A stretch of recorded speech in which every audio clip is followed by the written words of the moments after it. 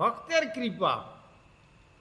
ছেলেটা কাঁদছে, কিন্তু তার মা অনেক দূরে কাজ করছে।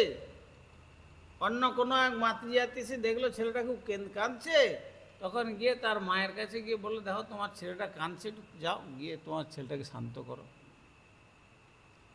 একজনের আবেদনে তার প্রতি, ছেলেটার প্রতি দয়া হল। তেমনি বৈষ্ণবের আবেদনে কৃষ্ণ দয়াময়। মহান পামর প্রতি হবে না সদয়। আমরা পতিত জীব, তো আমাদেরকে কৃপাটা কী করে? ভক্ত প্রসাদজ কৃপা। সেই ভক্ত প্রসাদ, ভক্ত কে? ভক্ত শিরোমণি হচ্ছেন বৈষ্ণব। আর যিনি ভক্ত শিরোমণি বৈষ্ণব, তিনি হচ্ছেন শ্রী গুরুপাদ পদ্ম। গুরু এবং বৈষ্ণব তত্ত্ব তো এক। অতএব তাঁর কৃপাতে, ভক্তের প্রার্থনাতে ভগবানের কৃপা।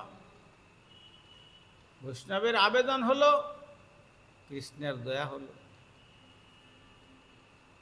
মহাপ্রভু চরণে বলছেন, এই সমস্ত জীবের পাপ লইয়া মুই করি নরক ভোগ, এদের প্রভু তুমি ঘুচাও ভবরোগ। ভক্তের হৃদয় কত উদার!